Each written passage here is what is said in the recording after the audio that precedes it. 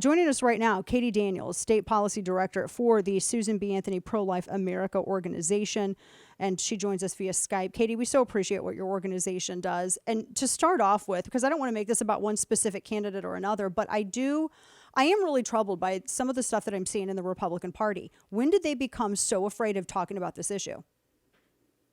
Well, we have recently identified an epidemic of rapid onset federalism, where we went from 228 members of Congress filing an amicus brief in Dobbs saying, give us back the ability to make laws in this area, give it to Congress, give it to the states, give it to the people. Really, this is about the people's elected officials making these decisions. And now we're seeing a run for the hills. What we saw in November was that strong pro-life governors in particular who ran on their records, strong state lawmakers who ran on their records, they won. They picked up seats. Certainly we saw that here in my home state of Florida, but in many other places too. If you look at Georgia and Iowa, state reps and governors who signed these strong laws, heartbeat laws, or more protective, they did very well, and they did that running on their record.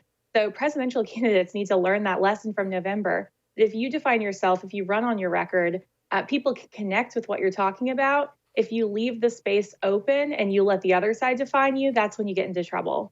Yeah, that's a very good point. Talking with Katie Daniel with the Susan B. Anthony Pro-Life America organization.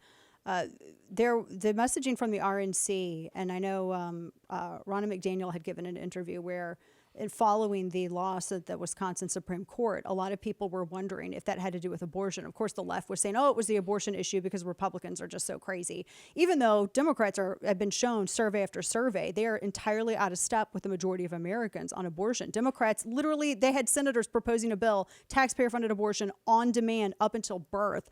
Raphael Warnock was one of the co-sponsors of that bill. Americans fall generally on the 15-week mark. And I think that's a good place to start when we're talking about saving lives. The messaging, from what I heard from activists on the ground in Wisconsin, it wasn't so much messaging. It was that there was a bad campaign run. There was a questionable candidate. There was absence of GOP push in the state of Wisconsin. And when you compare that, as you said, to your state of Florida, a 6-week ban that these lawmakers ran on, they won re-election running on this, not just in the governor's mansion, but all statewide elected offices. Miami-Dade and Palm Beach County went red. And so there was no issue. To me, it seems like that's kind of the message. And I thought that the way that they handled that was correct. Maybe they should have advised the RNC at large. Certainly in Wisconsin, another big issue was the money gap. And we saw this a lot in November last year in places where the pro-abortion side won. It was because they dumped 10 times or more the amount of money on the issue. And they just filled the gap, especially when you think about things like TV ads. That money really matters. Conversely, here in Florida, Senator Rubio ran a TV ad saying, I'm pro-life, here's my record. Like, while we had wall-to-wall pro-abortion ads saying this 15-week law is a total ban, these people are crazy, his ad cut through. The people clearly weren't buying it. I went out with door knockers here in Hillsborough County and Tampa, and people said, I'm pro-choice, but 15 weeks seems reasonable, or I'd be okay with a heartbeat. And poll after poll shows that. NPR is running a poll today that shows 76% of independents would be comfortable with a law that protected babies after the first trimester. That's so far from the Democratic Party platform. So we, as the pro-life movement, certainly Republican politicians, have to get into the specifics, because we win on specific policies. The left wins on broad platitudes. That's a great point. That's a very good point. And right after Roe v. Wade was overturned, there was a move from Lindsey Graham, Senator Lindsey Graham. He wanted to push through a bill that he was criticized for this, and I was one of the ones asking, why is he doing this so soon after? Let's let this sit for a little bit. Let's make sure that everybody's on the same page with 15-week messaging. And it seemed like there was confusion within the Republican Party, because the messaging, it seems, and tell me what you think about this, because you would know this better than I would on this issue in the states. It seemed that the states that were incredibly successful at running on this and passing these bans, the heartbeat bill, or whether it's 15 weeks, they were really strong with messaging. Like 15 weeks, that's where the majority of Americans are. The opposition wants taxpayer funded up until birth. But it seems like elsewhere where they weren't as successful, they were saying, oh, well, this should be just left to the states. and they were really cloudy on their messaging. Is that what you saw, looking at the way that this was handled state by state? Yeah, the state lawmakers who won, they ran on their records. They talked about their pro-life vision. And what Lindsey Graham did with his bill, and God bless him, he was in the Senate Judiciary Committee talking about that bill today in the hearing. So we love that he's continued. It's a specific point that there's consensus around it. We know 70% of Americans support the 15-week bill or more protective. So he gave candidates something to talk about. If you didn't have a record, if you were new to politics, if your state, is not a particularly pro-life state, but you are a pro-life candidate, his bill gave these candidates something to talk about. And some of them did that really well, and some of them ignored the gift that they were given. But I think by driving that specific, by talking about how it compares to Europe, by talking about the humanity of the child at 15 weeks, it really let us dig into specifics. And we saw the candidates who didn't take advantage of that, many of them didn't win. Yeah, that's a good point. We're talking with Katie Daniel with Susan B. Anthony Group, Pro-Life America.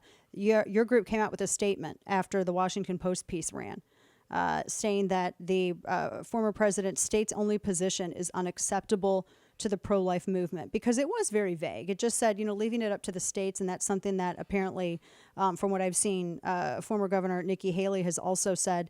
Is that a dodge, do you think, from candidates who just say, well, let's leave it up to the states to decide? Do you interpret that as sort of a dodge to avoid talking about, the details of this issue? Well, I think for so long as we were so focused on Roe v. Wade, that was a common refrain. I went back, I watched the debate where then candidate Trump talked about what a partial birth abortion is, and was so visceral, and the American people connected to that and said, I reject it. He also said, this is a states' rights issue. So for many years, that was the conversation because of Roe v. Wade. We need every candidate and every American to understand this is not a state right issue. This is a human rights issue. And that babies in California and New York and Illinois have the same rights and dignity, and they deserve protections too. And so that's where we see this as an opportunity for states like mine to pass a heartbeat law, because that's where our consensus is. And I hope that we can move that forward. I believe that we can. But to set that federal minimum standard so that babies everywhere do have some level of protection.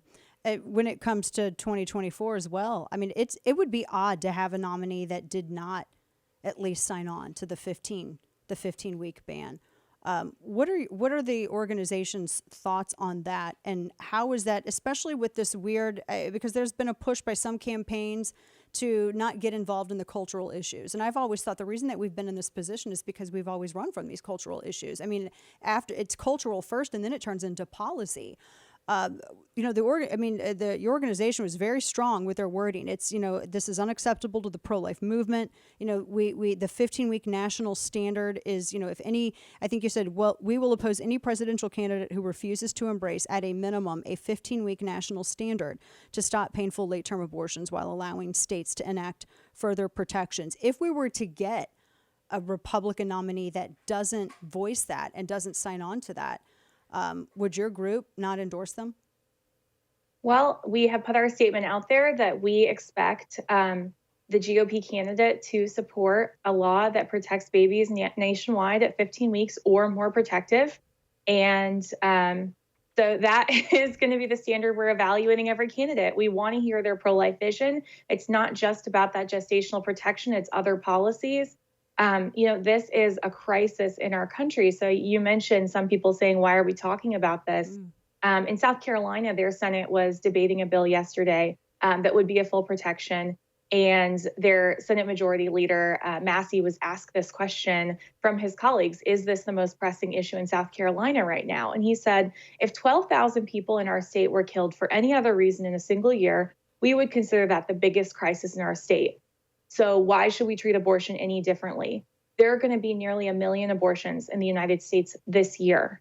How can we not treat that like the crisis that it is? Amen to that. Katie Daniel with Susan B. Anthony, Pro-Life America, the website sbaprolife.org. Really appreciate what all you do and the reasoning that you have brought to this message battle. Thank you all so much, and appreciate your time today.